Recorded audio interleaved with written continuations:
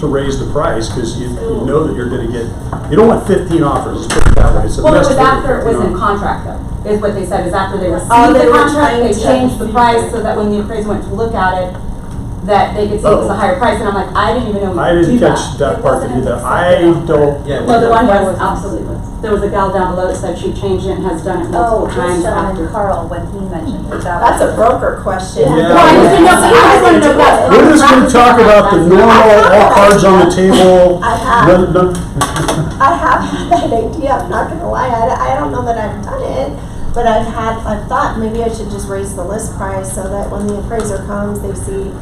I don't know that I did it though, but it's interesting that that's happening, and is it okay? Well, and I know it's a broker Yeah. question, but it still applies to me, kind of like what we're doing right now, because we're seeing such decrease and increase in value, right? Because we're rolling it in, like, it's kind of weird. I would think, we'll talk about appraisal stuff, again, depending that we have time for all of these different topics. We've only got 4 different topics, but we've only got an hour to cover the 4 topics. So we'll talk about the appraisal type stuff, but any appraiser that's worth his salt is going to go look at the history and see what's happened and see that just after we're on contract, they raised the price.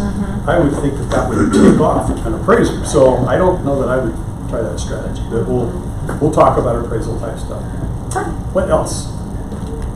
Any other expectations? Is anybody in higher price points losing out to cash offers too, like over 300-400? To cash offers? Just lose it all over the board. Yeah. I All think it's all cross. I don't think There's a theory out there that people are getting hard money loan pre-qual letters in order to write cash offers, and then once they get the house, they're switching to regular financing, and I'm just wondering. A theory. It's a theory. There's a theory. We don't know that's happening for a fact, that that's been speculated. The shorter days on market move-in rate, nice, obviously. Yeah. I have not heard that, but that's. Okay, so here's the things that we plan to cover. I don't know why It's green. it's green. We didn't do it green, but it's green. So anyways, we're going to talk about seller's market, the fact that there's low inventory, communication with your clients, which again sets their expectations so that things go smoother, and when something pops up that is alarming to them, hopefully you've already addressed it so it's not as alarming to them. We're going to talk about how to deal with multiple offer situations, escalation clauses, and appraisals. So you see, that's a lot of ground to cover in 60 minutes. 40. So, yeah, now less. Actually, I think we have until, I don't know, we have a little bit more time than that, I think. Okay. We'll go until Kelly kicks us out, how's that? But it's a lot of ground to cover, so each one of these things could be a class in and of itself. We could do one class that's nothing but appraisals, have an appraiser in here, go through everything from soup to nuts. That's not what the intent is today. It's to give everybody some ideas, and then we're happy to talk to you offline. This is the same kind of stuff that we teach our team members about, how we encourage our team to be productive out there and compete in a very difficult market. So let's first talk about the seller's market. And a lot of people don't even really understand what a seller's market is. So seller's market, and based on, I think Jeremy or Mark or somebody said something about Simple Economics 101. Well, it's supply and demand. Right now we have an issue where we have a lower supply and a higher demand, and that's what makes it a seller's market. A lot of it is because people are moving in here from other places, but it's also that we just don't have more inventory to make up for the people that are coming in. In other words, back in 2007 and 8, when the market started crashing and all the builders stopped building, those of you that listen to Robin Tambor on the dose, or Tina Tambor, heard that she said that the builders, a lot of them went out of business, a lot of them left and are gone, and now that we've got so many more people moving in, they're not all back, so we're not able to get that going. Plus, my own theory on some of it is a lot of the land that they're building on are pieces of land that were not affordable before for investors, or they were scraps that weren't desirable for investors. So now when they're putting homes on there, they're either getting a small scrap, which means that they've got to put more expensive houses on there to justify the amount of money they spent on the land, or they've got to have a higher density of properties going in on the land in order to make up for it. So like no backyards. Is that what you mean? Like so yeah, like zero smaller lot lots, right? line, You're no just like backyards, up against- try to get more entry level, but Yeah. some of those are shared driveways. Yeah, Yeah. and some of those things are causing some issues. Yeah. And you can hardly read this down here because, again, I don't know why the screen is green here, but it says, in a seller's market, homes don't stay listed for too long. Many homes sell in just weeks, while others take days or even hours. Many sellers even find themselves with the inevitable problem of mediating, oh, thank you, that makes better, of mediating a bidder's war with multiple offers coming in. Not surprisingly, some of these homes even sell for well over the listing price, as desperate buyers often pay top dollar. So that pretty much describes the market that we're in right now. So the question is, okay, we acknowledge that we're in this market. How are we going to deal with being in this market? So first I want to talk about how you figure out what a normal market is. And this is the formula that I was able to pull up that determines exactly what a normal market is. And it's a total joke, because can anybody even in here even tell me what they think a normal market is? Or you could say, well, what is a normal person like? What is a normal house? What's a normal car? What's a normal market? There is no normal market. So everybody's waiting for the market to be normal. You're going to have a long time to wait, because we don't even know what that is. We've seen things climb up rapidly. We've seen things go back down. We've seen things level out. We've seen them climb back up. Now things seem to be steadily climbing, but there's not really going to be a normal market. So people that are waiting for a normal market to come around before they buy a home are going to be shut out of getting homes at prices they could buy them for now, as opposed to what they're going to be worth down the road, because we still have 300 people a day moving to Arizona, according to our own governor. So we're not able to keep up with the demand. There's not going to be any normal. It's still going to be one of these type of markets for a bit. Oh, crump, I didn't want to do that. Pretend you didn't see this, because I was going to ask a question first. Now that everybody just saw those numbers, let's do it again anyways. So I wanted to kind of shock everybody, because I was shocked when I brought up these numbers, and this is something that you need to have conversations shocks with. me. Yeah, this is shocking, right? It's shocking, and it's real. But keep in mind, the key word up there is active. This is not what has sold. This is not where the trends are, the values, or anything like that. This is just, if you were going to go out today and you were going to look at Glendale, for example, the average price of a home that's for sale available in Glendale is $390,000. Now look at how many on there are in the 300s. Like nothing. We got Surprise here is 377, Avondale 290, Goodyear is over. We don't have much affordable. So now that's not saying that there aren't things coming on the market that are cheaper than this, but what's happening with those things? They're selling off market, they're selling that fast, they got multiple offers, they're gone. So unless you're Johnny on the spot and you're able to jump on it right away, this is the kind of stuff that you have available to show your client. So when you have somebody that comes in and says, well, I'd really like to live in Chandler, and I'm looking for a 3-bedroom, 2-bath, and I'd like to keep it maybe around 350 to 400, and then you go look at Chandler and say, well, what's on the market? The average right now is 649. That's kind of shocking.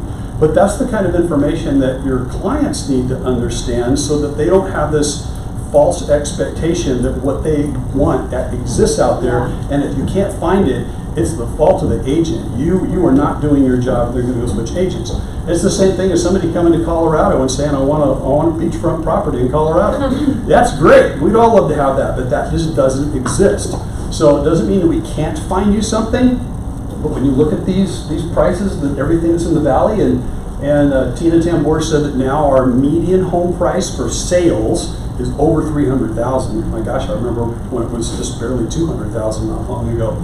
But this is part of the big problem that we've got. Not only is the inventory low, but the inventory is expensive for what is out there. Yeah. Where is that information from? Those numbers? This is right off MLS. He ran them. I just ran the numbers off MLS. And I looked for what was active right now. So you can pull up any town. I mean, anybody can do this. Go on, do a basic search, put in the name of the town, and look for what's active right now, and then run a CMA on whatever pops up, and it's going to tell you what the average price point is. So these are right off the MLS, all realistic numbers. And what's throwing that off, and if you listen to Tina on the Daily Dose, she says like the luxury market is actually up 47% this year from last year. So because of that, it's skewing our average numbers. The volume is up. Because there's more luxury that's available. It's more of a normal market. And so obviously that's throwing big time throwing up Scottsdale's numbers. She also Big time. mentioned that even though the volume is up on the luxury properties, the pricing is not increasing at the same level on the luxury properties. Where the pricing is really increasing is the lower Yeah, end, lower end, the entry yeah. level homes, because that's of course where the majority of the buyers are. Okay, so let's talk about communicating with your buyers, because this is the number one most important thing is when you're having conversations with them. This applies to sellers too. If you don't set the right expectations, then ultimately it falls back on you and makes you look bad because they misunderstood something or they weren't informed about something in the first place. And so Jenny came up with 3 rules of crucial conversations, and here are the 3 rules. You got to manage them before they manage you, because if you don't talk to them first about it, then it's going to end up coming back on you, and then you're doing damage control. You can use these as a chance to improve. So when you're having critical conversations with them, and sometimes they're hard conversations. People don't want to hear that there's low inventory. People don't want to hear that there's going to be multiple offers on a property. I had a guy call me maybe 2 weeks ago that says, I'm looking for a property in this particular area. He kind of described what his criteria was. And so I started off explaining to him that, you know, what he's looking for is like a needle in a haystack right now. It's very, very difficult. And I started talking to him about inventory, and he cut me off and he said, I am so sick and tired of listening to real estate agents tell me that it's a seller's market right now and the inventory is low. I'm sick and tired of hearing that, and it's pissing me off. And I'm going out, and we put in 3 offers so far. We got beaten out in every one of them. So I said, okay. So actually, the problem is not that what you're being told. The problem is that the way that you're internalizing it and that you're listening to what's being said. They're trying to coach you along, but it doesn't sound like you're following the coaching that you're getting. And those are crucial conversations. Yeah. It's really easy to tell people what they want to hear, but sometimes it's really, really hard for us to tell people things that are really difficult they don't want to hear. We're going to tell them that the house that they want is not going to exist.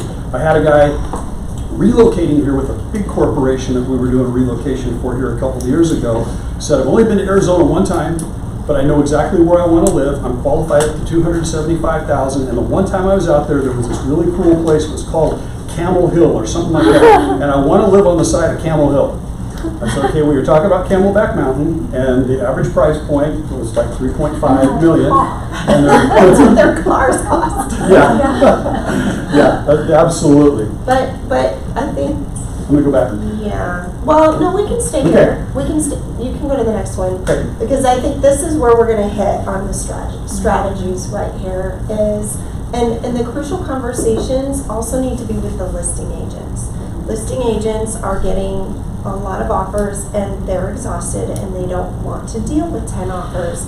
And so I think that we have to be able to communicate with our fellow agents and say, whatever the percentages that they said the fallout rate, we should know that fallout ratio of, and communicate, hey, the fallout ratio right now is 40%. And so I want you to take my offer seriously. Submit the backup offer contingency form with your offer if there's multiple offers, to make sure that if they say they're going to keep your offer as a backup, then make them sign that. Have it executed. And have it executed as a backup.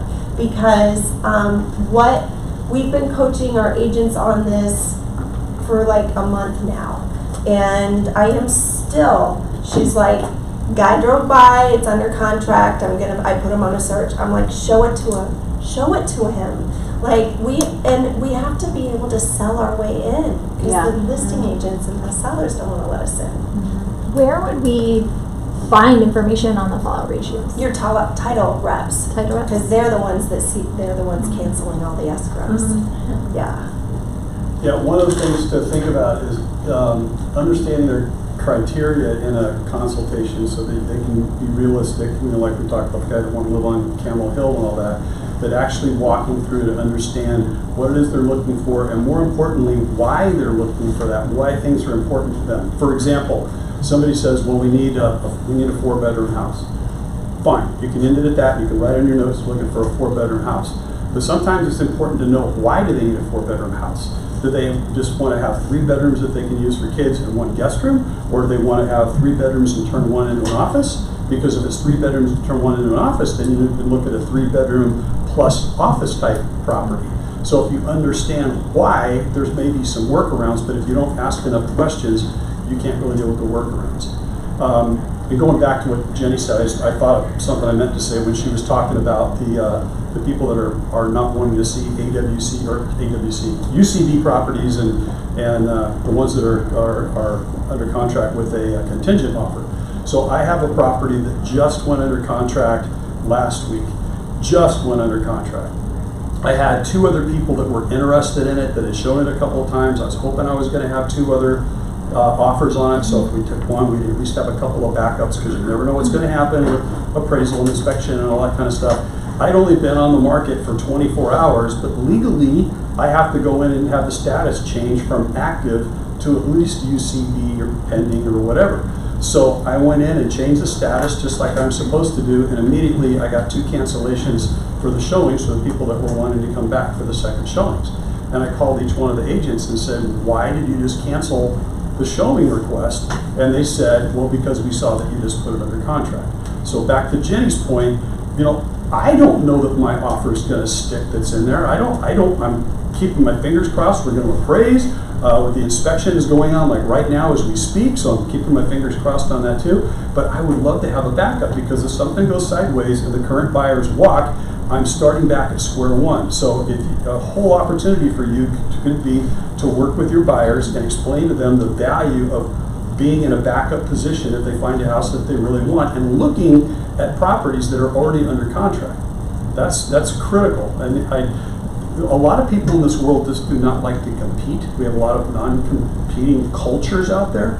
And so it's all part of the critical conversations. Explain to them, well, you're really not competing. You're just in line. So if something goes sour with the first one, you immediately go into first place if you have a fully executed backup offer. And we can maybe do that with a couple of properties. And if one gets accepted, then we can go ahead and cancel the other. But it doesn't mean we have to start off at square one and start looking at fresh properties all over again, because there just aren't enough of those out there. So let me ask you a question. As a listing agent, when you have a backup offer and you guys are going through the negotiating of, let's just say, the vendor, right? Mm-hmm. And you guys aren't really coming to a head. Buyer wants A, you guys only want to give B. Now, do you guys use the negotiating tactic that says, take it or leave it, we've got a backup? Not in exactly those words, but yes. Right. Mm-hmm, yeah. You know what I mean? I would say, so, hey, the seller isn't as inclined to make these improvements or make these repairs that you're requesting, and depending on what it is, it's ticky-tacky stuff or whatever, because we have a backup offer behind you that may be equal to or better than where you are, and they want the property so bad. I have no problem telling an agent that. Yeah. So let's pick and choose. Let's pick your battles. What are you going to ask for on the Binzer instead of trying to blow up the whole deal? It also gives the seller more peace of mind, knowing that they may not have to go do all this stuff, because the people in backup position may already be saying, like, look, we're not even asked for any repairs. It just gives you a stronger negotiation position when it comes to negotiating the rest of the contract, which comes to things like appraisal and comes to things like inspection and all that. Comments? Just, we're making it sound easy, but it's not, because as you just heard him, he couldn't talk his agents, these buyers' agents, and even into showing this listing once it went under contract. So you would be ahead of the game if you switched your mindset and started showing these BWC. And I don't know if we covered this already, but UCB, CCBS, per MLS guidelines, they have to allow showings. If they don't allow showings, they're supposed to be pending. And so, I don't know, maybe we need to start Why they just don't know that? Yes. They've just been told by their broker for the first 10 days inspection period or whatever to put it as UCB. They don't know why. They don't know what the rules are behind it. They just do that. And when somebody calls and asks to show it, they just say, oh, it's already under contract. So it helps to have yourselves educated, maybe more so than the person on the other end, so you can educate them. It's in the listing document. I think it's the second page where it says, does the seller want to allow backup offers? And because they have to check that box and sign. And if it's a yes, then it should be UCB and they should allow showings. And so that is something to say to the other agent is, well, I see it's UCB per MLS guidelines. You're supposed to allow showings. So if the seller doesn't want showings, what does your listing agreement say? But you're getting on the seller's bad side too. So it's like, say you show it and they're already like not really liking you because you mentioned that? Hopefully not. Hopefully the agent sees the value and they don't go relay that to the seller. Hopefully we're educating them and they say, oh, well, I'll switch it to pending. We'll fine switch it to pending. But they're not going to want to, because then the Zillow leads won't come in if they switch it to pending. Because I think a lot of agents leave it in UCB because Zillow still shows it. It's Zillow for still sale. shows it, and you still get your leads if you get Zillow leads. So, And part of the critical conversation is to make sure that your clients understand what these are, especially the CCBS. So this is how I got my house.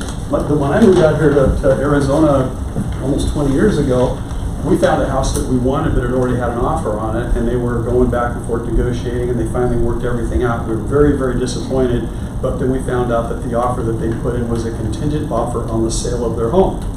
So our agent suggested that we put in an offer, and he said, go big or don't go, put in a very attractive offer. We put in a very attractive offer. According to the contingency addendum, the listing agent went back to her other buyers and said, we've now got a non-contingent offer. You have 5 days to remove your contingency or step aside so that Kevin can buy the house. And then we're able to remove the contingency. They stepped aside. We got the house we wanted. That's a strategy. That's a very valid strategy. That's not dishonest. That's just the way the world works. There's not a lot of sellers that are super thrilled about taking a contingent offer in the first place. Right. If they had something else, maybe they wouldn't have taken a contingent offer. So if they can get something else, maybe the contingent offer can kind of go out of the way. But again, we can have a whole class just on the contingency addendum and how to do all that and steer your buyers and stuff. But we're going to keep on moving. How to make your offer look most attractive. This is a real common thing that we discuss a lot. Anybody have any unique things in here that you do to make your offer look super attractive to a seller when you submit it? I've just been adding that letter, that personal touch, and explaining who the buyers are. Okay, more detail. Tell me more about that. So, in this last case, it didn't work because our offer wasn't picked, but I included a letter for my buyers explaining that they had worked very hard with their lender to get mortgage ready, and now that they were able to qualify for their mortgage, that we were out shopping for their first family home, that they were a young family with 3 young children, and they were looking for their home to raise their children and start their roots, and they love the property and they would welcome the opportunity to make it their home. And do you think has that proven to be effective for you? It's worked for me in the past. So, and this is kind of a loaded question, but does anybody out here think that a letter like this would not make any difference to a listing agent or a seller? But Anybody we also went in over list and no seller concessions and no home warranty. Okay. But we got beat out by a cash buyer. Well, and that's going to be a tough one. And I have a thought on it though. Like, what if one step further, maybe this was in there, but maybe we should ask our buyers' lenders to put them through underwriting. So and they're mine already are fully qualified and ready to go. that's And that's in there too. I love that. Like, buyer is out of underwriting, ready to go. Or depending if there's, the down payment, you can pass skip the appraisal contingency, right? You also have that as well, if they're putting more than 20% down. Ron, you'd ask a Yeah, I was raise your going to hand. say, we don't use them a whole lot because we've seen them kind of go both ways, and I just kind of follow a whole bunch of Facebook groups just to see how people are putting them together. And one of the things they said is that if you have someone who is, especially who's been in their home for a long period of time, and you're like, it's a family home and you're going to, do all these things, they're so vested that it could hurt you because they are emotionally vested in the home. So you just got to be careful. So what if you had clues? What if you had clues about the sellers and what was important to them? And when you have your conversation with the listing agent, say, well, what is their motivation for selling and where are they going and where are they going to go in the meantime? And do they have an interim transitional place that they can go? And the answers that you get back can all be these little clues. Hey, we're willing to do a lease back if we get this property because we know that you need to be in here longer to get your kids through the school year. Or, hey, we want to make sure that you understand this is a family that loves your decor, loves the way that you did your house. I have a younger daughter who's probably the same age as most people in class here. But she is a real estate agent and a broker, has her own brokerage, but it's a two brokerage show. And she was telling me last night that she goes, oh my gosh, I put this property on the market. She goes, and I got 5 offers, and all 5 of them sent in letters all about their buyers. And she goes, and I had to read through all those letters, and she goes, by the time I got done, I was in tears, I felt so bad. And so we're like, oh my gosh, here's a perfect example of somebody that she's kind of emotionally attached to several of these people because of what she's read in the letters. It's a great strategy just to introduce your clients. On the flip side, I got a property that I was expecting multiple offers, but the first one that came in, I didn't even know I got it until Jenny called and says, hey, did you see that we got an offer that came in on that property? I didn't get a call from the agent. I didn't get a cover letter. I didn't get anything except just shows up in my email along with the other 600 that came in that day. What a horrible strategy that is. You should always be calling ahead of time saying, hey, we're thinking of submitting an offer. A lot of people ask, do you already have offers on the table? You already got something entertaining? Because that's good to know, so you can go back to your buyer and say, hey, if you really want this one, this is time to step up. Because we've all heard about those people that just don't get it till they've been beat out by the third offer, and then they finally go, okay, the next time we write, we'll finally listen to you. Well, you need to be telling them this up front and telling them some of these kinds of stories about how things happen this fast. So getting some information from the listing agent that might help you in putting together your letter to explain who it is that's purchasing the property, and pull at the heartstrings just a little bit to make sure that they feel a connection with their people, because other than that, it's just names on a purchase contract or on a pre-qual. They don't know anything more about these people. So if you can at least put something in, again, it's not gonna, I don't think it's gonna hurt you a whole lot. Sounds like sometimes they haven't worked, but I personally never had one where I wrote the letter and I felt like I didn't get it because I wrote the letter or I put something wrong in the letter. I've definitely never felt that either. Yeah, it didn't happen to us. I'm just saying, within the groups that we were following, just to try to structure the letters, so saying like follow some of those groups, because you can see kind of get an idea of how to structure them maybe, and then what's working, what's not. And you never know. It's like gambling. And I would say keep it simple. You don't know what personality type you're dealing with the agent on the other side, or the buyer or the seller on the other side always. And so if I got something that was 3 pages long, I don't know that I would spend a whole lot of time reading it, but if I got something that was maybe a couple of paragraphs, I'd probably read the whole thing. So you don't need to overdo it, and sometimes it makes a whole lot more of an impact if the buyers are the ones that write it with your guidance as opposed to you writing it about your buyers. Just another strategy. The buyers do it and then sign it. Another thing too that I've noticed that has been working for me that I've done in the past, especially if if I already know that I've been out with the buyers and I know they're really going to like this property and I know that it's occupied, I actually already have letters that are typed up that I leave at the property. This says, hey, thank you so much for allowing us to see my business card. My clients have loved it. We'll be submitting an offer. Looking forward to possibly, right? That sounds like something Jenny would do. I already do Jenny's it. I might even have a cupcake there, like something that I know that seller is going to be looking for my offer, because there are times where did you even submit my offer to the seller? Did the seller even get to look at us? Right? I know. So especially if you're dealing with dual or something like that. So I try to have a standout in any way, shape, or form. In that class, right? I was doing it before the class, but like you were talking about with calling the listing agent just in the very first beginning. Hey, thank you so much. Awesome. Gonna just show it. I'll give you your feedback. Here we go, right? Start that dialogue with the listing agent. You'd be surprised how far it goes. And the question is, as you mentioned a lot, does the actual seller ever get to see it, or does the listing agent sort through it and decide whether or not they're going to show it to them? Right. And another strategy, again, this is just a strategy, is at the bottom of the first page of the purchase offer where it says addenda included, and you get to check off whether there's an HOA and all that, you can check other, and you can put letter from buyer, and then you can take the buyer's letter and you can put a signature line for the seller to sign, make it as part of the contract, and send it to them. Okay, Hey, you haven't told me that one. Sometimes I just think of stuff when we're talking, like, it's in a file back there that I forgot was in there. You said put a line for the seller to sign by where you're, on the letter, on the actual letter. So that we know down at the that bottom, you can say, place for seller's signature, and then when you send it over to them, you put on there that it's incorporated in with the contract. So remember, anything can be incorporated into the contract as long as it's all listed as part of the contract, not separately. So if you put a letter from your potential buyer in there to the seller, and you want to guarantee the seller's going to see it, you can put in there that you put that in there and then leave a signature line for the seller to sign it because it is now part of the contract. You named it on the first page under other. Still, this still doesn't guarantee that it's gonna be shown. Doesn't guarantee. Still does not guarantee There's no that it's guarantees in gonna be this world, I'm sorry.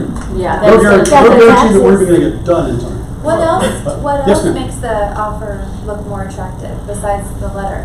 I would say right here, And clean, complete, and communicate, and let's just talk about the clean and complete first.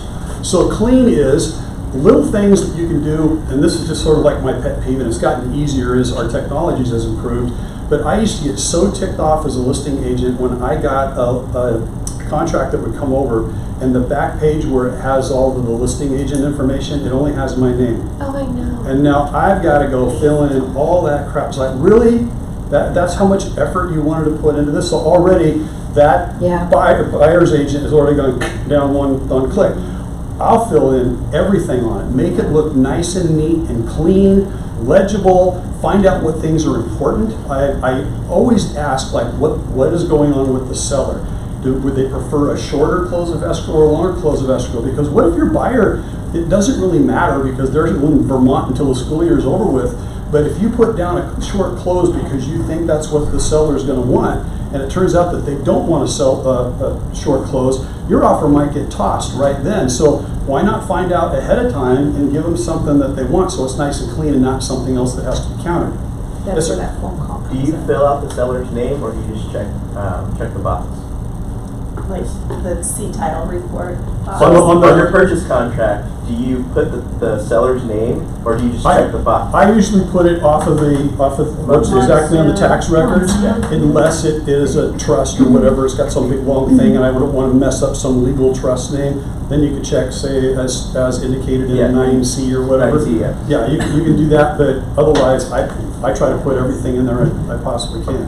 And I want to know what they're looking for, what's most important to them. Doesn't it say or as? See? Uh, Or as indicated on line 9C, something like that, yeah. So in other words, if you weren't sure who the buyer is, then you can just check that box. Well, and they it's can part of go your to due the- diligence to check who the owner of the property Well, is. sometimes it's different. MLS will do it for you. It can't be different than the tax It's record. that, it's Yeah, MLS yeah. Connect, it fills in everything for you. Yeah. It does. So there's 4 Like people on it. In what way can it, okay, my Listing seller, agent, so yes, ma'am. just So passed when you away. call the So I listing know that in the agent, listing, what are there's no some owner other good as things to ask for? You John said P. obviously Healy. the, Can I a put long or that in short my close of listing? escrow. What other Comment. helpful I things have you found? kind of want to just give some very open-ended questions to someone on the other end, to give them a chance There's someone to who's answer back and give me Gotcha. dialogue. Yeah. Obviously, like anything else, if you ask close-ended questions that can be answered yes or no, you're not going to gather much information. So you can say, can you tell me a little bit about the seller's situation? Where is the seller moving to? What kind of plans do they have? Do they have children in school right now? I mean, there's a million different questions that you can ask, but when you're asking those questions, you're starting to understand more about what the sellers might really want, what they might be looking for. And I've had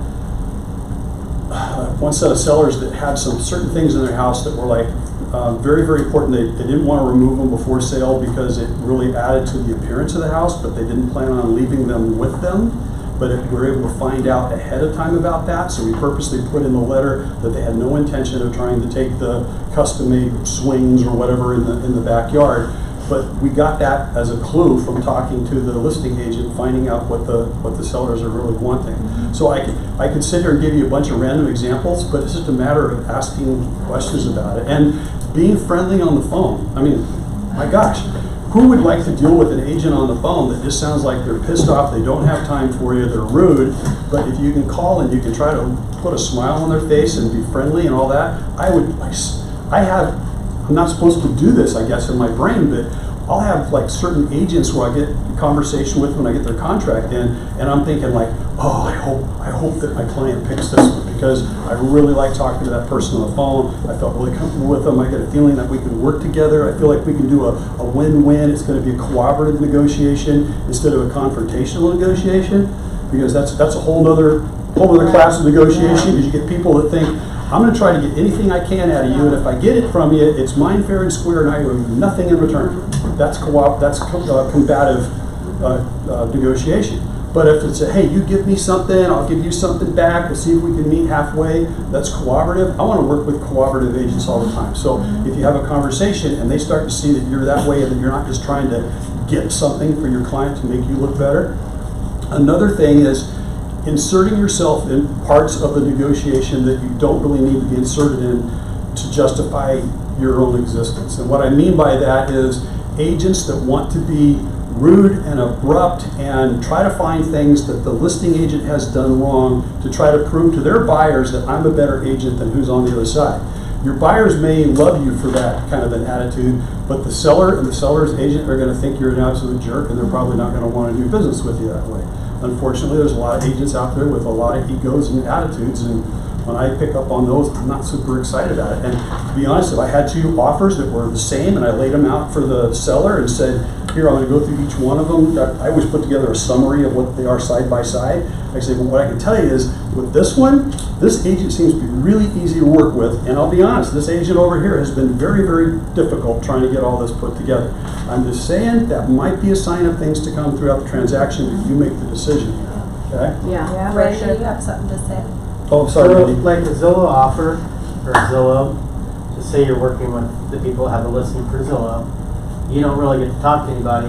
You just submit your offer and you're kind of swing it in and you just hope for the best. Yeah, that's a whole Yeah, that's a animal. whole. Okay, wait, run that by me again. Okay, so So there's as open a door, seller. which I know a lot of people at open doors, so I can get in it over there, okay.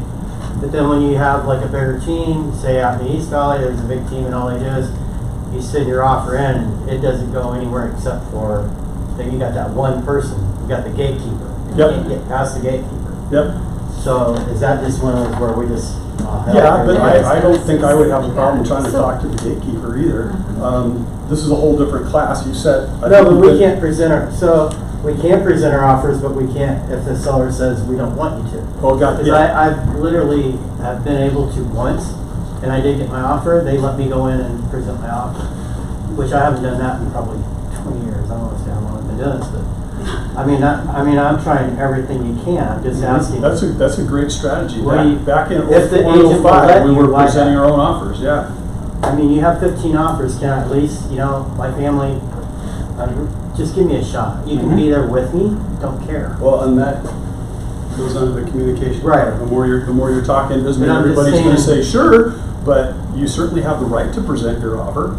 Unless the unless seller they're doesn't want instructed your- otherwise by the seller not to allow. Right. That I'm just back to like Zillow, or I know it's a different animal, and I don't want to get into that conversation. But do you have any tricks or tips? Well, gatekeepers are critical people.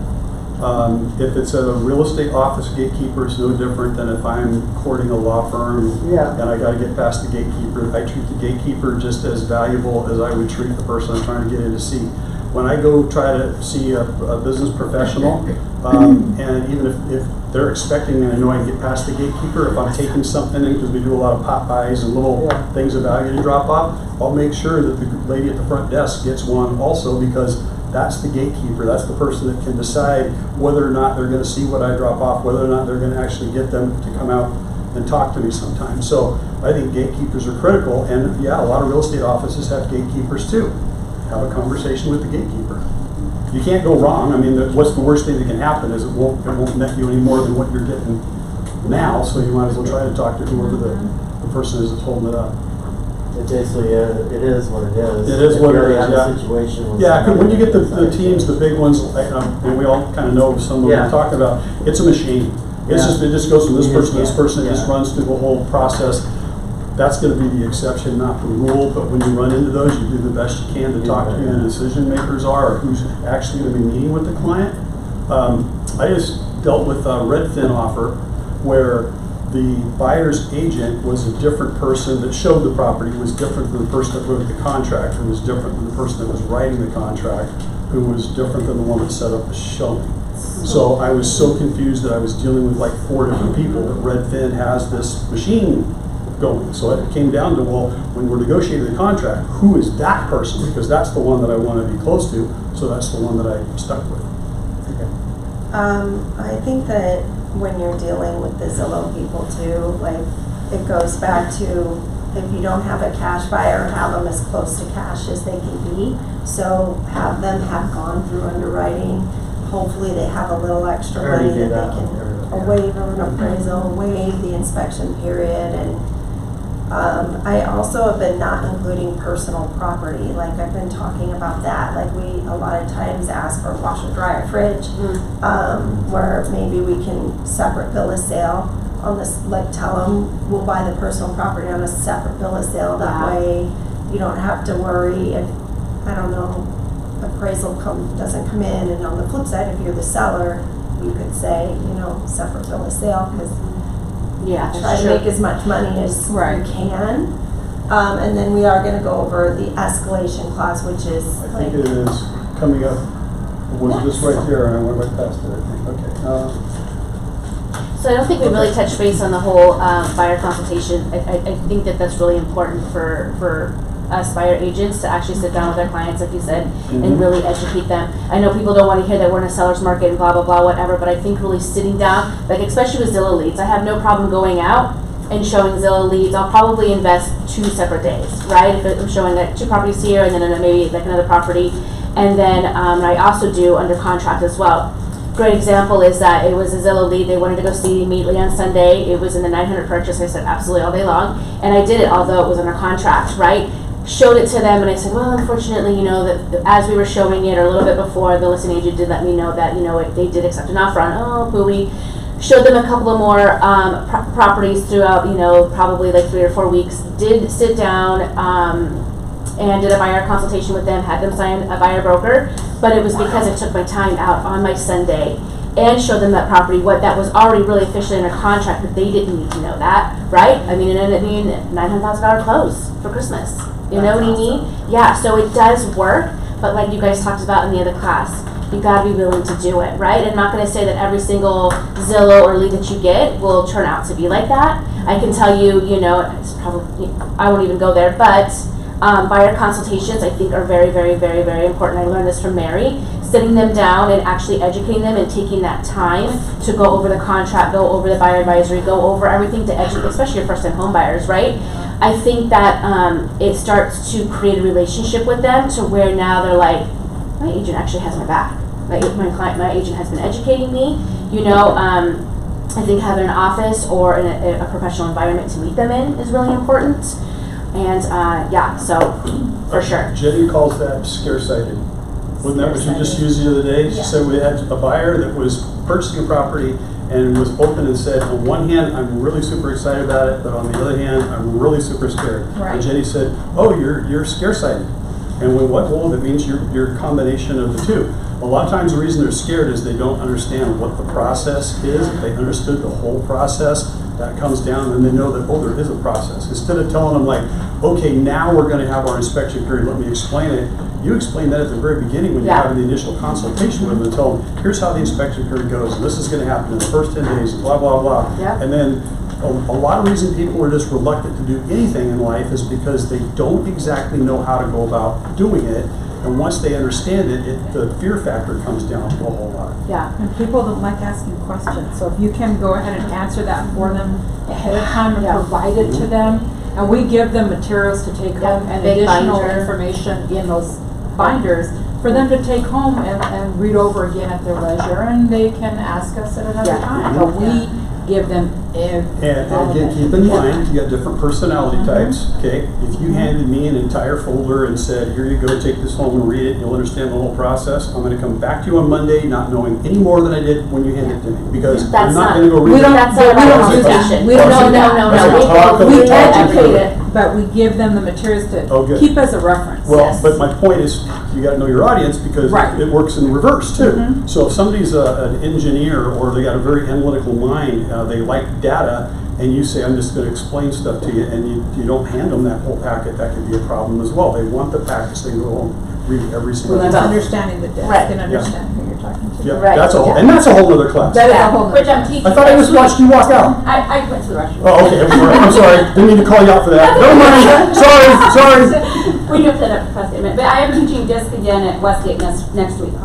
Perfect, okay? So, just wanted to DISC know that. profile. That's an excellent thing to learn about. So you learn about yourself, I even did this profile with my wife, which I thought, oh, this could be really, really scary. But it turns out that we're very much opposites, and that's the way we work so well together. Jenny and I are both happily married, but just not to each other, and we're totally opposites. So we do this profile. She's an ISC, and I'm a DI, and so you would think that those two wouldn't go well together, but it works perfectly for running a team. Because I've got certain things that I'm good at, she's got things that she's good at, which are way more than mine, but she's got a bunch of things she's good at, and we balance out real well. Just a quick comment. I've been dealing with first-time home buyers, and the process starts way before you even take them out. And I feel like with the 26, 27-year-olds who've been renting for a long time, the positiveness and the cheerleading aspect of it is huge. I send them texts. How's it going? How's your credit cleanup going? You're doing awesome. Don't stop. This is all going to be worth it. And they come back to me and they say, you know, I've talked to other agents, family, friend agents, and they don't want to talk to me. You're the only one that is helping us get through this. Now, it is time consuming, and some of them have been pushed back 3-4 months, but I know what's going to happen at the end.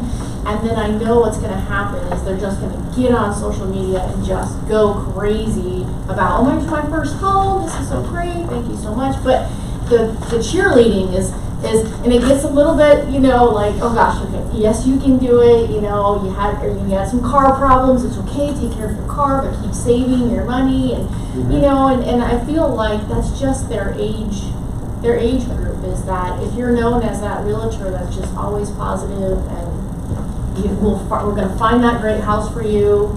You're going to find that one. Because, yeah, I've taken some people around in the 250 range, and there's not a lot to see.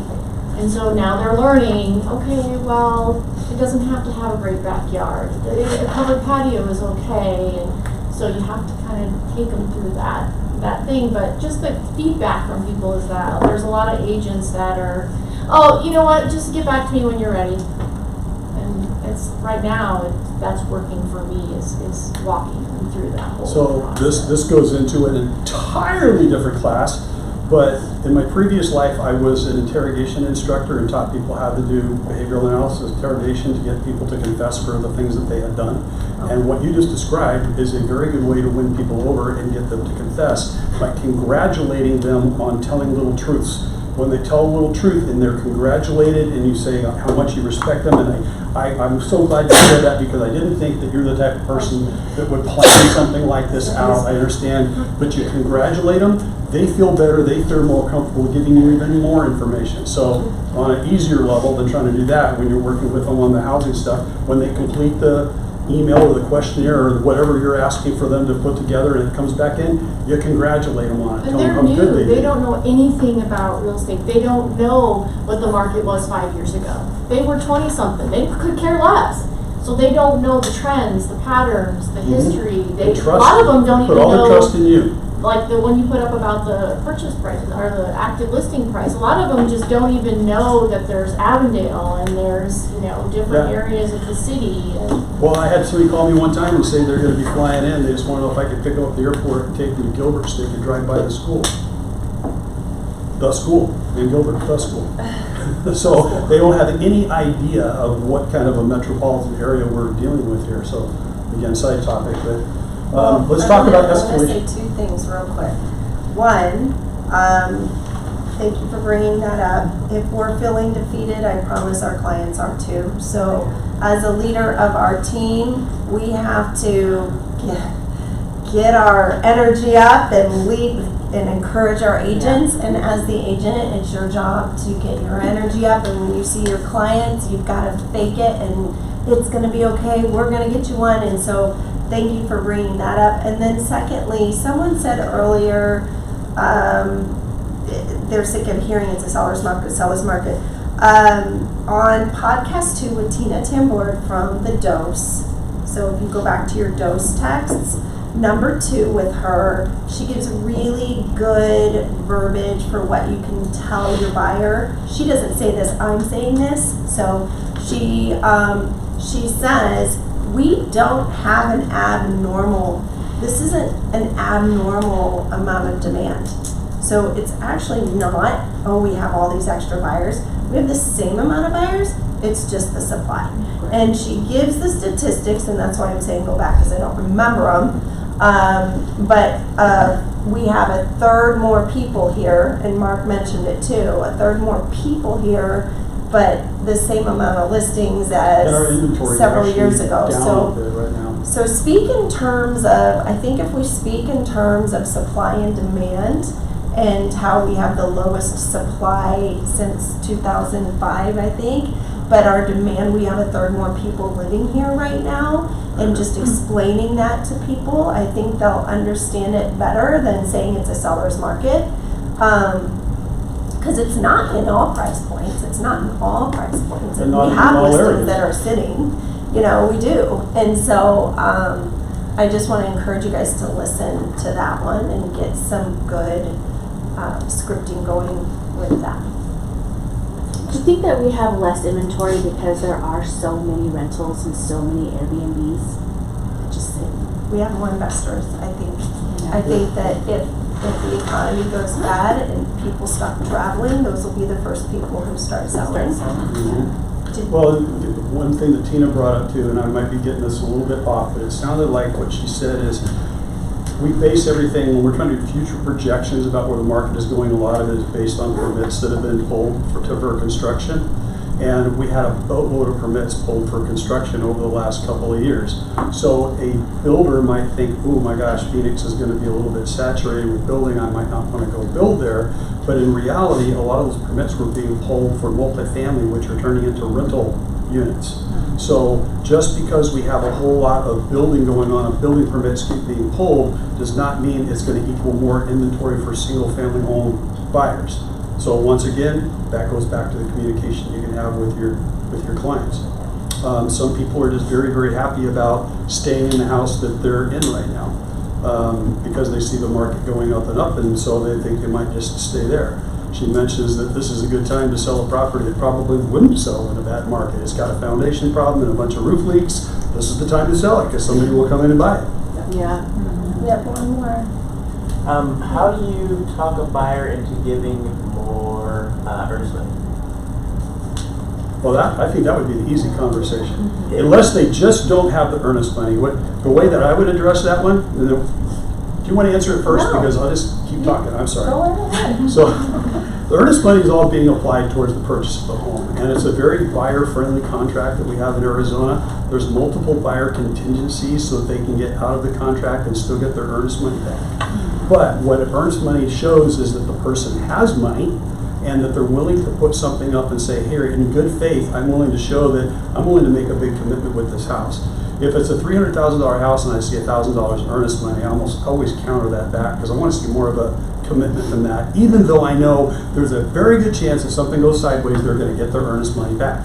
But the buyers need to understand that too. And to a seller that's maybe not quite as savvy and doesn't know about all the different contingencies and all that, it may look way more attractive to a seller to see a significant amount of earnest money in there. When I first went into real estate, it was typically 2% of the purchase price for earnest money, and nowadays it's only 1% of the purchase price, or maybe that's just the way that I was taught back there. But I always feel like the earnest money is extremely low right now, and it's still being applied towards the purchase of the house. It's not above and beyond the purchase of the house, so it's just showing good faith effort on the part of the buyer. So that's another way to make it stronger. We could start talking about removing contingencies. I personally, unless my client was so in love with a property they were not going to be able to live without it, I'd have a really tough time removing contingencies from the contract because that's what protects the buyer, unless it's just somebody that says, I really don't care if it appraises or not, I want you to take that out of there because we will cover the difference, we've got the money. If they're telling me something like that, then I can remove an appraisal contingency. You can shorten the inspection period. That's an easy one.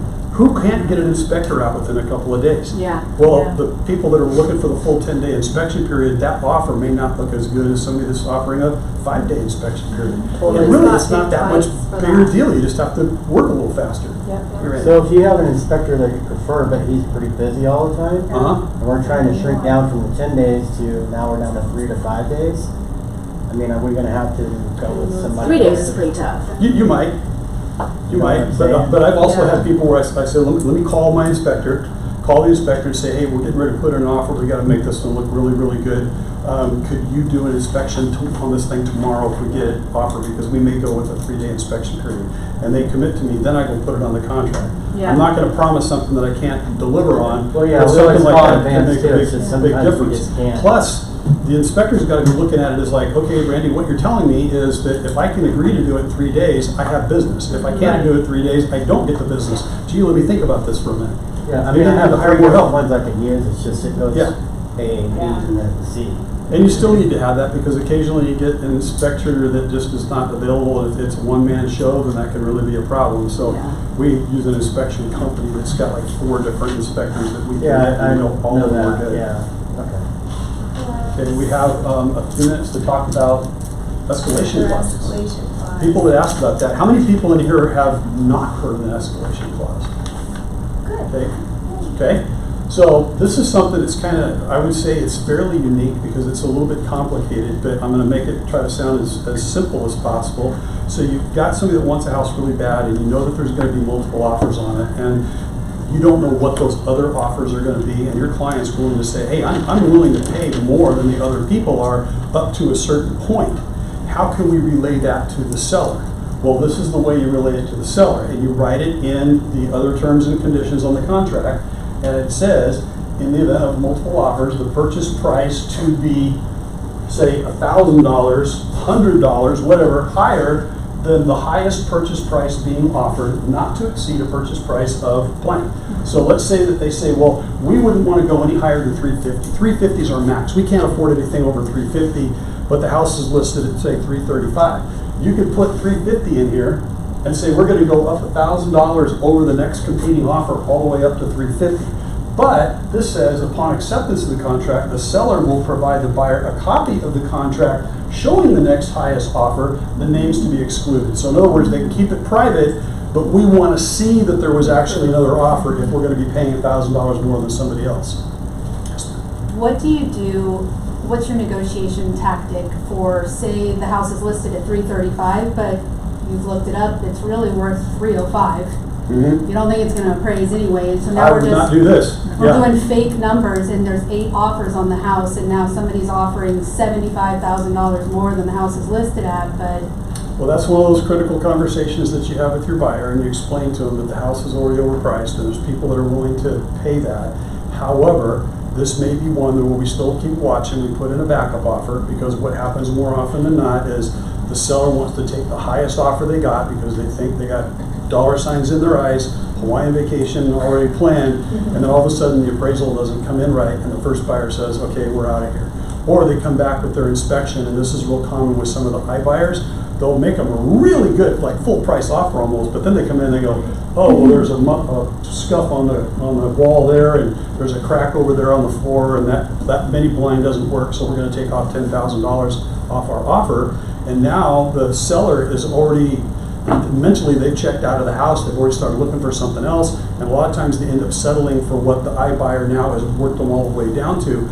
But you can have your buyer in a perfect backup position with something like this and say, we're not going to jump in the middle of this frenzy with all these folks. Because what's going to happen is it's going to get under contract, somebody's going to get it for $20,000 over asking price, and that's fine. Let them take the line and run with it, but at some point the appraisal is going to come in, and that person is probably going to be gone, or the seller's going to get upset and walk away, and at least now we can be in a backup position. But in the meantime, we can still go look at other houses, but let's put it in backup for that one at whatever price they think is acceptable. So I have a question for you. So I like this escalation clause. Do you guys add in there, I have one to where it's like the buyer is willing to pay X amount to meet the appraised value, right, versus what I'm offering.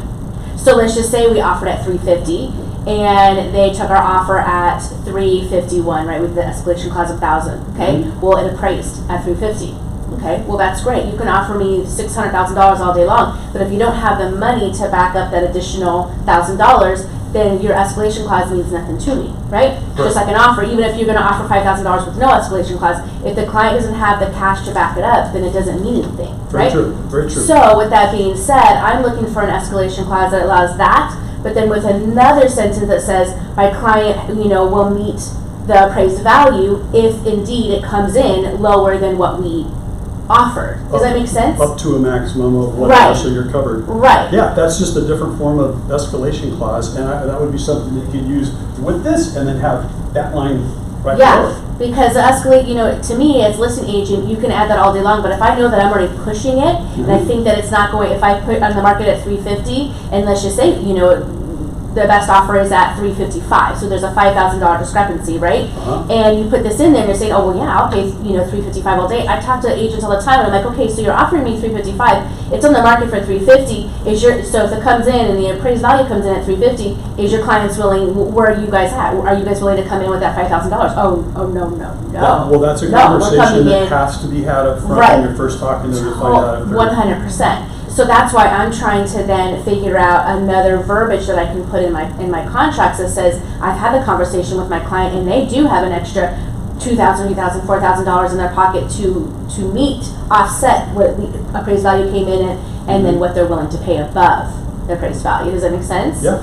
So I need something more than that. I That have would be that. good. Now, this right here has been tried, true, tested, broker overviewed and all that. If you're creating something new like that, I'd say write it up the way you want it, but then go take it up to Larry and have Larry look through it and explain exactly what you're trying to do. I don't feel comfortable down here answering broker type questions because I'm not a broker. I didn't know but- it was a broker question. But Yeah, I would what say it's more of a would broker be the question. difference between that or just waiving the appraisal? Yeah, I'm confused too, I was gonna ask. Because But she's- Why not like just over- waive the appraisal if you're willing to pay $350? Because the appraisal, there's They put appraisal down. contingency with the loan. You have to have the, right? So let's just say they're FHA, right? But they still have money in the pocket. We still have to have appraisal, right? So the appraisal comes in at 350, but we offer 355, and I've educated my clients, hey, to outbeat this, we need to come in at 355. Although I know we're gonna have appraisal issues. She's saying ahead of time that if it doesn't appraise, we're willing to meet you halfway as long as it doesn't go over a certain amount. Or, if the home doesn't appraise, the buyer is willing to pay up Correct. to $5,000, That $10,000. would- Above the appraisal value, price. up to. Right, so there's Yeah, gotta be always up to, put a up to, cap up on to. it, So there's so- gotta be a lot of Yes. clear distinctions of what I'm trying to say, and I'm finding that agents are like, huh? What? And I'm Well- like, well, for one, you can't just put that in a contract and then just submit it. People they're just gonna look right over that and keep going. That They're was gonna be look my to next see comment is who's this got has the to be highest communicated offer, and make sure right? they understand it, because Right. I actually lost the first deal that I ever did with an escalation clause because the agent on the other side had no idea what any of that meant. Right, no, Well, I should have totally, explained it to them. totally. So on the other side, if you just put this in as a buyer, if it doesn't appraise for this amount, they don't have to pay, like this doesn't lock them into paying money that they don't have. Correct, because they Right. still have an appraisal Yeah. contingency. Okay, so in the what is the perfect scenario to use something like this? To use the If clause? you think that you're gonna be competing with other With offers, offers. if you know for a fact that there's people that were there when you guys were there and they're putting in an offer too, Yeah. you don't know what their offer's gonna be. It's like I don't play cards, but it sounds like kind of a blackjack game or a card game where you're a poker game where you're wanting to guess what the other person's cards are, but I know what I'm gonna do is I'm gonna have one that's gonna trump them. And if they both come in with escalation clauses that are written exactly the same way, then you're just right back in the same boat where you were before, where the seller gets to pick which one they wanna go with. And Veronica, you raised your hand like 4 times. Yeah, I just was waiting. Sorry. I'm from the lending office, I still have a mortgage license as well, Uh-huh. and I was part of the whole crash as a mortgage broker. Oh, it was you? Yeah. I'm educated by consumers, so this scares me a little bit because we're putting people in negative equity positions because we're seeing we're seeing appraisals decrease anyway, so I'm just, from a, longevity in our industry, it really scares me. Well, Because if you're, I can tell you, majority agents are not explaining, and the majority agents are not explaining what's going on with the appraisals versus doing these types of clauses and the return on investment and how long people have to stay in their homes if they are going into a negative position, and because the market is dropping consistently across the board, we're kind of creating an animal. It just scares, very true. We can't let this get out of control, and that kind of goes into this. It's all about educating your clients, and if they wanna make that decision with their money, then they make that 100%. decision with their money, you know what I mean? No, 100%, but I'm Yeah. just saying, I can honestly say I've taught enough classes Yeah. around that this is not completely happening. So I just feel like we're putting ourselves in a position again, which is 100% the consumer's decision. Yeah. But if we look at where we're going, we're kind of creating what we created before. It's probably not going to be as bad, but we're going back that way. So from an agent and the appraisers perspective, are putting a stop to it, and the that's appraisers exactly what I'm are saying. capping it off, and that's why if it's okay, we're gonna move. What time are we supposed to be done? At what time? You said when Kelly kicks you out. Oh, when Kelly kicks us out. I forgot that. Thank you for reminding me. So let's move ahead real quick, because the last thing we're gonna talk about is appraisal stuff, because that is also becoming a big problem. Where, as we've been talking about in here, the appraisal comes in low, and all of a sudden we're back to square one trying to find a property for our client. So there are a lot of things that can be done ahead of time before the appraisal, which will give us a better chance of getting a good appraisal we can work with. And then there's some things but there's a very few that we can do after the fact if we get a bad appraisal. But the idea was just to talk through some of these, because this could be another whole class with an appraiser in here explaining exactly how they do everything. And I am not a certified appraiser. So this is coming from me, my opinion, and the way that I put things together. So preparing for the appraisal. Number one, meet the appraiser. The only time I would ever not meet the appraiser is if it was a investment property that was selling so cheap because it's so beat up that there's absolutely no possible way that it's not going to appraise. So otherwise, I absolutely meet the appraiser at every property. It was mentioned earlier during the mastermind that you can go into MLS, you can change to show that it's no longer on lockbox. You can change the comments to say that the listing agent has to be contacted for appraisal stuff. But I always make it so that they have to contact me to get in, and one of the easiest ways to do that is to say the property is alarmed. You don't have to be taken off lockboxes and all that, you just put in there that there's an alarm. And no appraiser is going to show up on their own to get in a property that's alarmed, because they're like us, they're scared to death of setting off alarms, so they want to contact us and get it coordinated with us. And I said, well, I can go in, the seller has trusted me with the alarm, but I'm going to have to be there to meet with you to turn off the alarm. Or I've got a house right now that legitimately does not have a lockbox on it, and it's because it's a push button on the door, and the seller doesn't want me giving out the number for the push button. So I will be there to meet with the appraiser.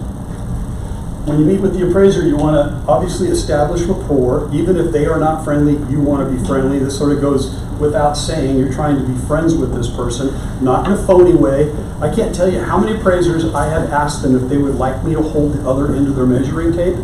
Nobody has ever taken me up on my offer. They don't want me touching the measuring tape, but I still always offer to do something like that. You want to take them a copy of the purchase contract, because that's something they have to have. They're usually relying on the lender to send it in.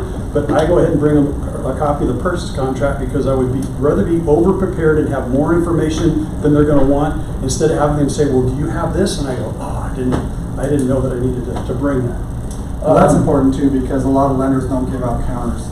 They only give out the contract. Exactly. And you want, well, and you also want to walk the appraiser through some of that. If you've had multiple counters back and forth and things have changed the terms and all that, they want to understand that too, and you just kind of want to walk them through to make sure they understand that, and that can be all part of the establishing rapport thing. I'll tell you, from specifically at the very beginning with establishing rapport, all I do is I meet them at the house, I open it up for them, I'm friendly, I let them in, I say, I'm going to stay out of your way. If you've got any questions, just let me know, but I've got some information I'd like to share with you when you're done. Just stay out of their way. And then at the end, I've never had an appraiser that didn't want to look at the information that I was willing to provide. Back in the days, we had BPOs. BPOs. Everybody remember? Somebody might remember BPOs. BPO agents would not talk to us. They didn't want to see us. They were really pissed off if we were even there. This is not the same thing. Appraisers are usually happy to see us.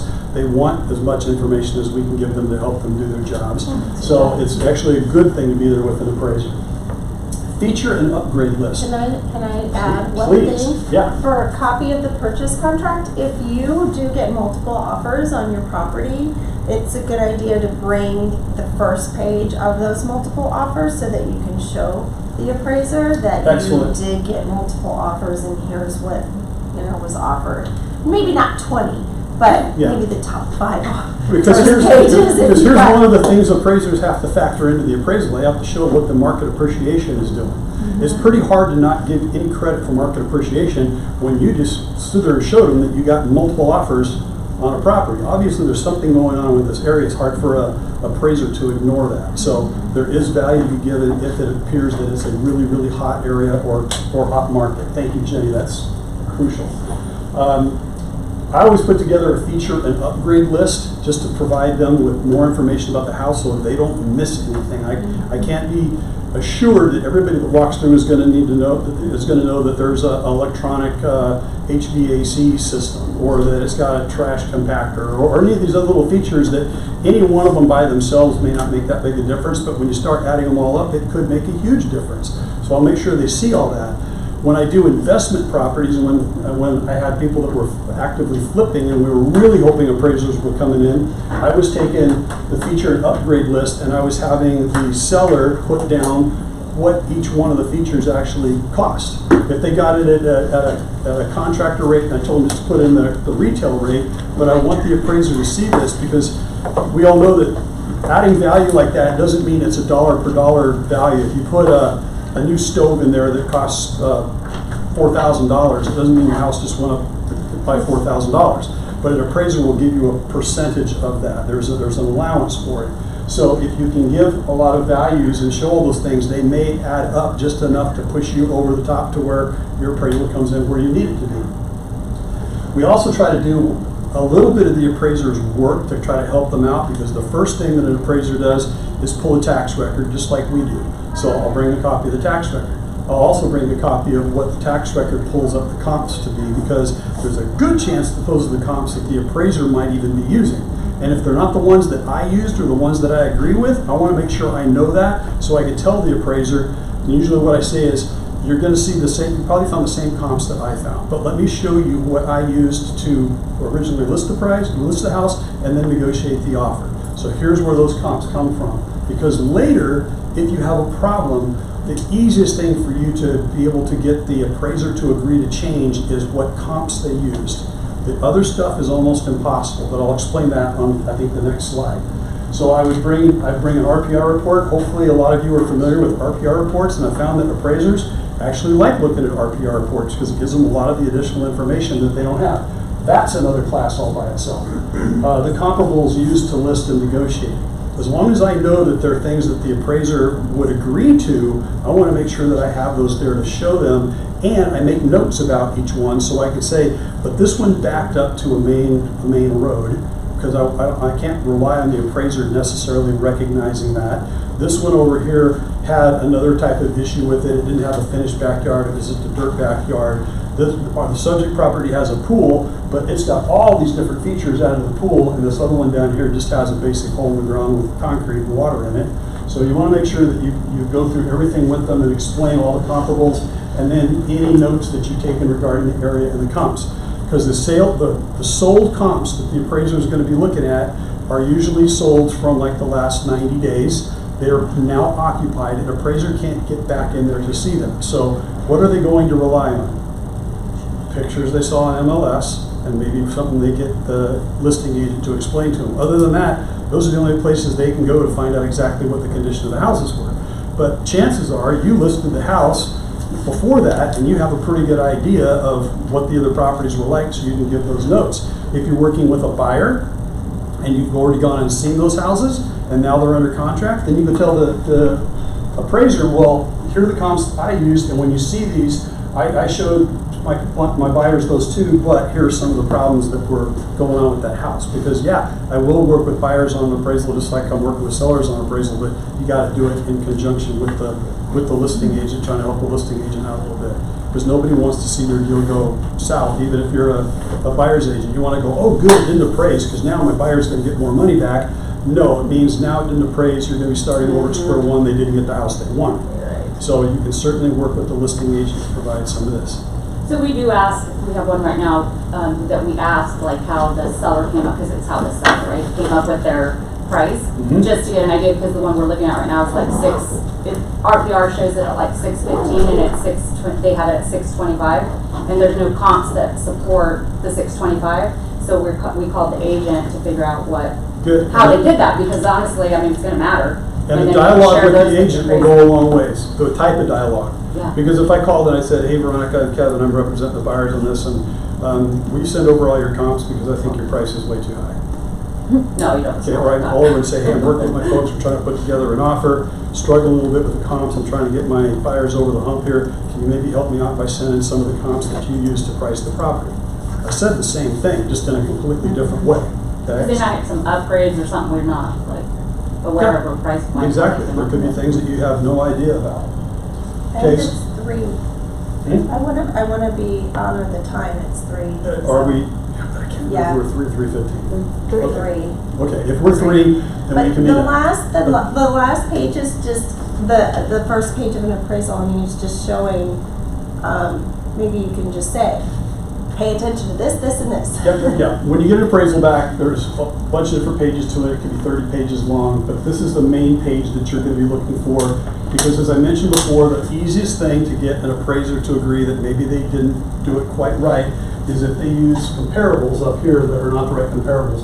This will always be the subject property in this line, and this is comparable 1, comparable 2, comparable 3. There may be more comparables, but they're going to go through and they're going to either add value to the comparables because your property has something that the comparable didn't, or they're going to subtract value from the comparables because yours didn't have something that they did. Kind of makes sense?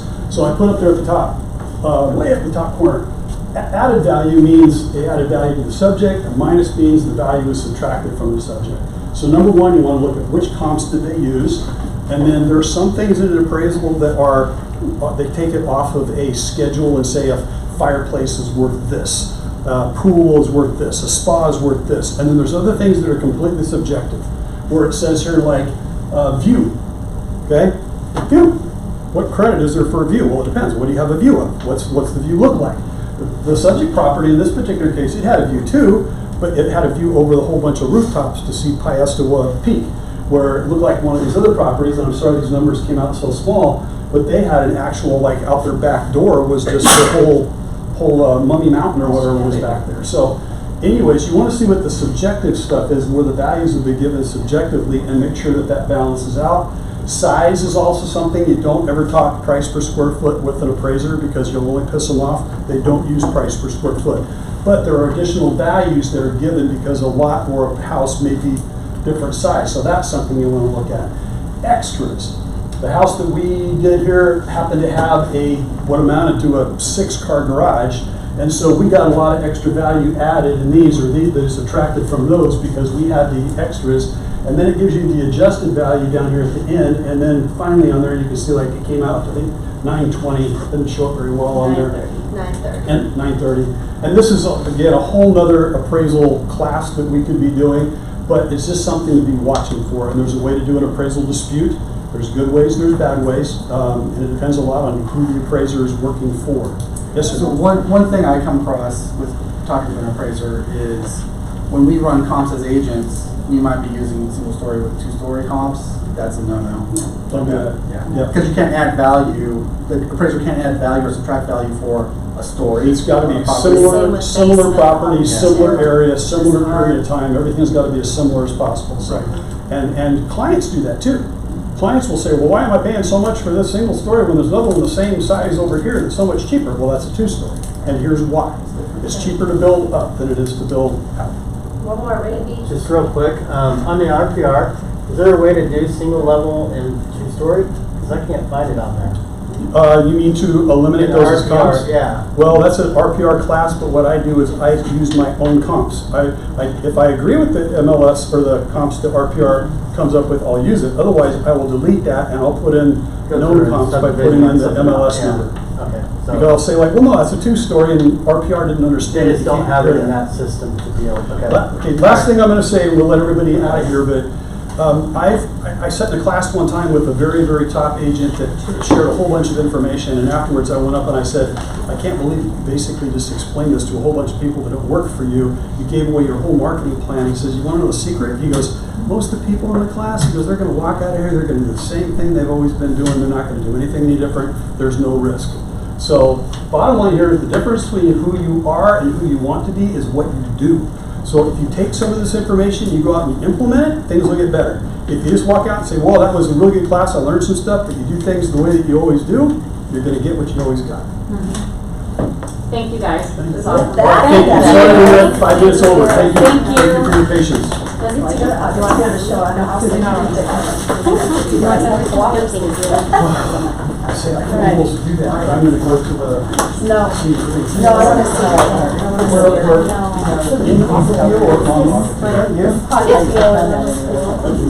So it's actually.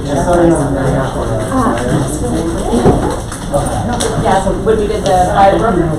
Yeah. Yeah, it was fun. Utterly fun to say no to please tell us names. Bye, girls. I have like 3 big classes that when you have it. I mean, there's gonna be some, I gotta work around. I mean, even in that case, I don't have, I think there's gonna be, there's a 1 day, because if they're, I One-day ninja, what is one-day ninja? mean, I don't know about that.